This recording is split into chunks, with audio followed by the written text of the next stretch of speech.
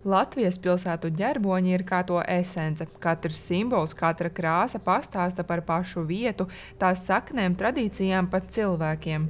Talsu, Sabilas un Valdemārpils ģerboņi apstiprināti laikā, kad tikko dibinātā Latvijas valsts veidoja pati savu identitāti. Arī pēc 100 gadiem tie saglabājuši vērtības, kas tajos attēlotas, tomēr jebkura ģerboņa nozīme ir interpretējama un katram sava. Mana tuvākā pilsēta ir Talsi. Es nesen runāju ar kādu vecāku kundzi, un viņa kaut kā iesmēja, ka Talsiem ir visbriesmīgākais ģerbonis. Jo kas tur ir attēlots, kaut kāda roka, kāds tur iekritis kādā kalnā. Bet iespējams, ja man būtu šāda atstatuma pieredze, es domātu līdzīgi, bet man šķiet, ka mums Talsiem ir iespējams viskolorītākais ģerbonis, un es to nesāju arī kā savu identitātes zīmi.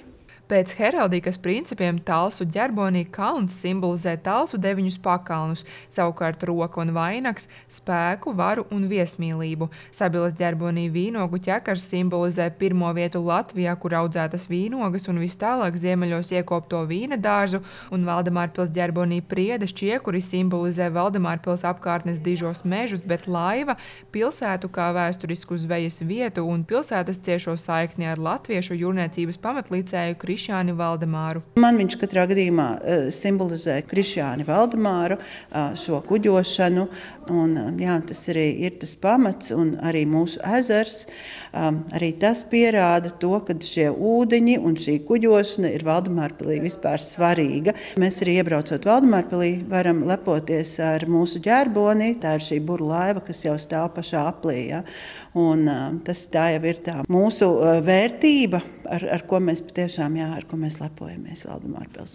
Līdzīgi kā Valdemārpilī, arī Sabilas ģerbonis rotā pilsētvidi. Pirms vairākiem gadiem arī Talsu pilsētu rotāja ģerboņa vides objekts Roka, taču dažādu apstākļu dēļ nu jau vairākus gadus projekts par ģerboņa atkārtotu izvietošanu pilsētā iestrēdzis. Šis jautājums izskanēja arī izstādes atklāšanā, kad tas Talsu pilsētvidē piestāvētu. Man liekas, ka tur ir diezgan daudz šī stāsta.